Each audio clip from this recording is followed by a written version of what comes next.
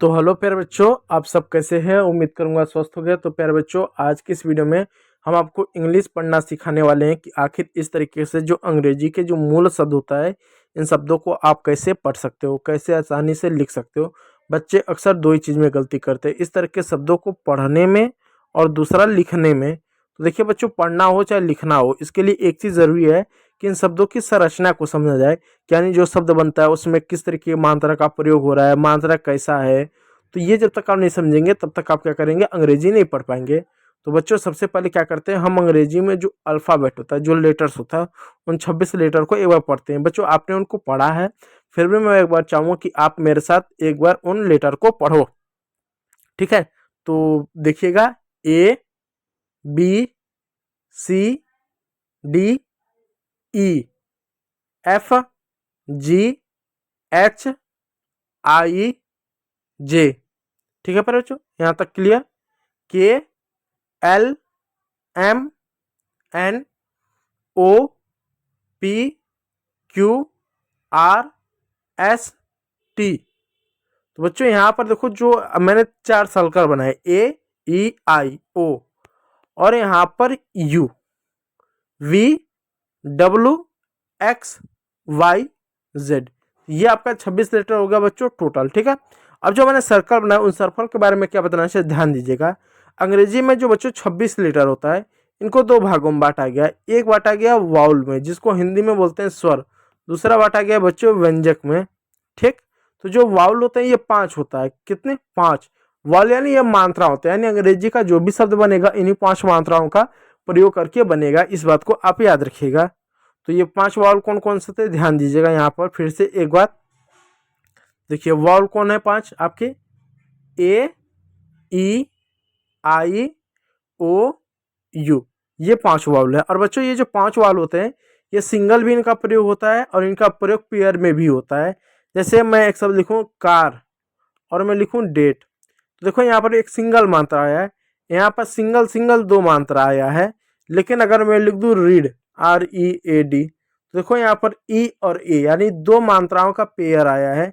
मात्रा एक ही है लेकिन 2 मात्रा का पेयर है। ठीक है, तो इसी को वाउल ऑफ पेयर बोलते हैं। चलिए, अगला आता है कॉन्सोनेंट। कॉन्सोनेंट यानी व्यंजक बोलते हैं।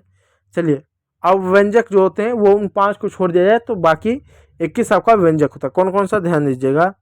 B, C, D, F, G, H, J, K, L, M, N, P, Q, R, S, T, V, W, X, Y, Z. तो ये होता। अब चलिए इनको पढ़ने की कोशिश किया। बच्चों, यहाँ पर हम सिर्फ एक ही मात्रा पढ़ेंगे। कैसे? एक ही मात्रा का प्रयोग आ की मात्रा के रूप में कैसे किया था, इसको देखिएगा बच्चों। जब कभी भी अंग्रेजी में ए के बाद आर हो, कभी भी ए आर साथ में हो, तो ए का उच्चारण आप किस रूप में करेंगे? आ के रूप में करेंगे। किस रूप में? आ के रूप में। ध्यान दीजिएगा। सी है, सी का क हो जाएगा। ए आर है तो ए का उच्चारण आ कर दोगे, आर का उच्चारण र कर दो, हो जाएगा कार। एफ का उच्चारण फ करोगे, ए आर है तो ए का उच्चारण आ कर दोगे, आर का उच्चारण र कर दो, हो जाएगा फार। बी का उच्चारण ब कर दोगे, ए का उच्चारण आ कर दोगे, आर का उच्चारण र कर, हो जाएगा बार। बार में होता है रास्ता। जे को का उच्चारण ज कर दोगे, ए का उच्चारण आ के रूप में कर दोगे और आर का उच्चारण र के रूप में कर दो, हो जाएगा जार। तो कार, फार, बार और जार। उसी प्रकार बच्चों देखो, यहाँ पर एस और टी है, बीच में मात्रा नहीं है तो एस को आधा लिखेंगे, आधा सा लिख दो, पूरा ट लिख दो, ए का आ की मात्रा, आर का र, हो गया स्टार। ठीक, समझ में आया? अब देखो यहाँ पर भी कुछ शब्द हैं, अब इसको पढ़िएगा। देखो, पी का बच्चों प लिख दो, ए के बाद आर है तो ए का आ हो गया, आर और के, बीच में मात्रा नहीं है तो आर को आधा लिखो, ऐसा लिखेंगे रेफ के रूप में। इसको रेफ बोलते हैं। इस तरह से लिखते हैं ना, रफ, तो इस तरह से आर लगाए हो ना तो उसको रेफ बोलते हैं। ठीक है, तो देखो कैसे लिखोगे, के का क लिख दो और आर को इस तरह रेफ के रूप में लिख दो, हो जाएगा पार्क। डी का बच्चों ड हो जाएगा, ए के बाद आर है तो ए का उच्चारण आ के रूप में होगा, के का क हो गया, आर का र, हो जाएगा डार्क। एम का बच्चों म हो जाएगा, ए के बाद आर है तो ए का उच्चारण आ के रूप में हो जाएगा, आर को आधा लिखेंगे, के को पूरा लिखेंगे, के का क, आर का र, हो जाएगा मार्क। बी का बच्चों ब लिख देंगे, ए के बाद आर है तो आ का मात्रा, और के का क और आर लिख देंगे, हो जाएगा बार्क। उसी प्रकार यहाँ देखो लार्क भी हो जाएगा। तो मतलब इन सभी शब्दों में लास्ट में देखो आर के रूप में आया। सब में एक जैसा कॉमन दिख रहा है, क्योंकि ए आर सब में है, उसके बाद सब में के था, तो ए के बाद आर था, इसलिए ए का उच्चारण हम आ के रूप में हमने किया। चलिए कुछ और शब्द पढ़ते हैं। जैसे देखो ए का आ लिख देंगे, आर एम दो कौन सा एक साथ है, इसलिए म का के बाद आर लिख देंगे, आर में हो जाएगा। एफ का फ हो जाएगा, ए के बाद आर है तो आ का मात्रा, एम का म हो जाएगा, आर इस तरीके से हो जाएगा फार्म। एच का हो जाएगा, ए का आ की मात्रा हो जाएगा, एम का म हो जाएगा, आर का म हो जाएगा, हो जाएगा हार्म हो जाएगा। सी एच का च हो जाएगा, ए का आ की मात्रा हो जाएगा, एम का म हो जाएगा, आर का इस तरह से लिख देंगे, हो जाएगा चार्म हो जाएगा, चार्म।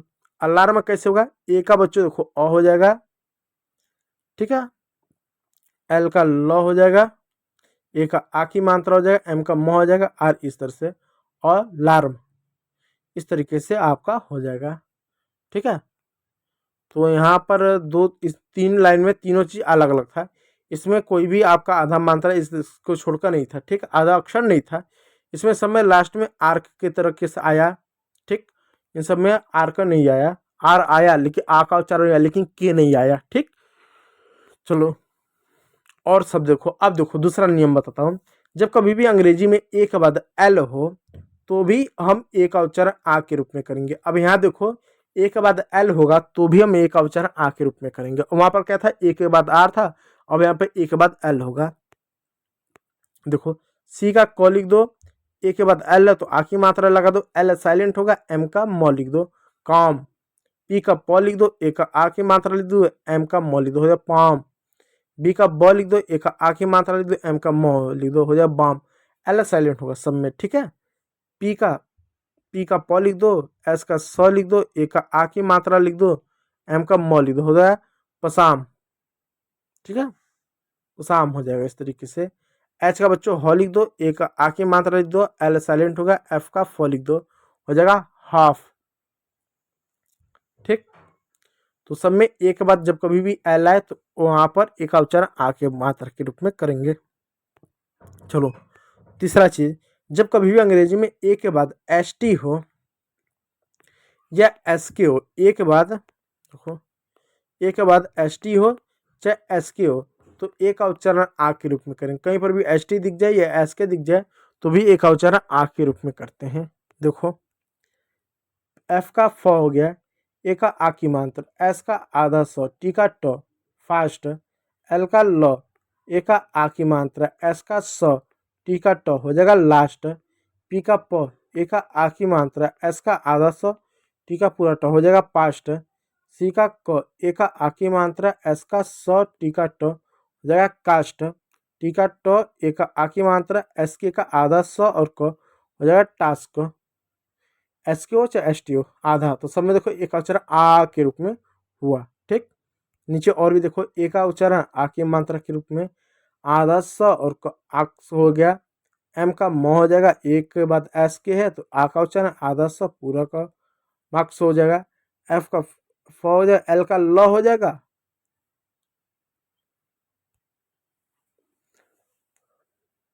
अब देखिए यहाँ पर एफ का फ हो गया, अब यहाँ पर एल का आधा ल हो गया, ठीक है, सॉरी यहाँ पूरा ल हो जाएगा, ठीक है।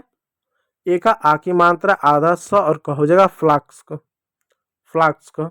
अब देखो सी का आधा क, एल का ल, अब देखो सी एल दो कॉन्सोनेंट है ना, इसलिए आधा का पूरा ल, ए का आ की मात्रा और डबल एस से स हो जाएगा क्लास। अब एक चीज मैं यहाँ पर आपको और बताना चाहूंगा, वहां पर क्या था, ए के बाद एल था, यहाँ पर देखो एल के बाद ए है, इसमें अंतर समझ ना, ए के बाद एल के बाद ए है।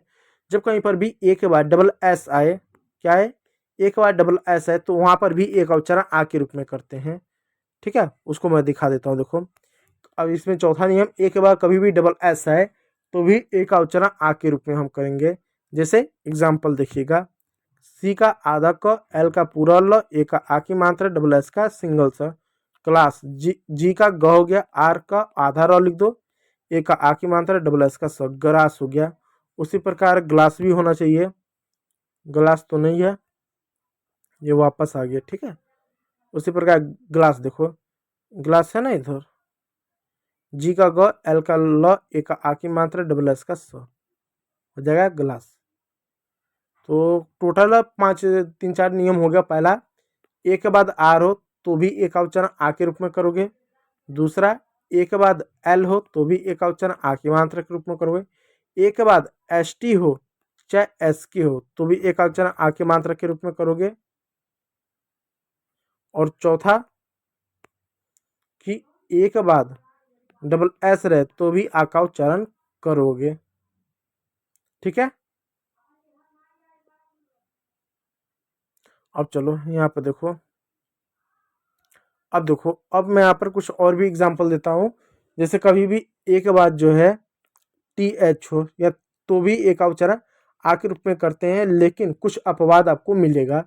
जैसे MATH, अब इसको माथ नहीं पढ़ते हैं, इसको हम क्या मैथ पढ़ते हैं, मैथ, अपवाद मिलेगा, ठीक है। तो देखो, जैसे बी का ब हो गया, ए का आ की मात्रा, TH का थ हो गया, बात हो गया।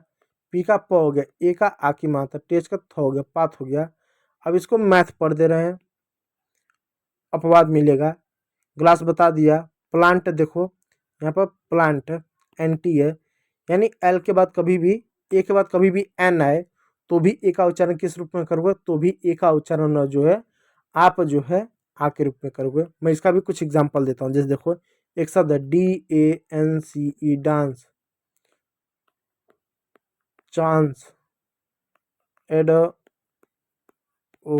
तो इन सभी शब्दों में देखो ए का उच्चारण आ के रूप में किया, क्योंकि ए के बाद एन है, ए के बाद एन है, ए के बाद एन है। तो कहीं पर ए के बाद एन भी होता है तो भी ए का उच्चारण आ के रूप में करते हैं, हालांकि इसका अपवाद मिलता है। जैसे कुछ अपवाद आपको मिलेगा जहां पर ए के बाद एन हो लेकिन हम आ का उच्चारण नहीं करेंगे, इस बात को आप याद रखिए। मतलब ये जो हुआ है, ए के बाद आपको कहीं पर TH मिल जाए या टी मिल जाना, ए के बाद कहीं पर आपको जो है एन मिल जाना, तो जरूरी नहीं उसका उच्चारण हमेशा आ के रूप में होगा।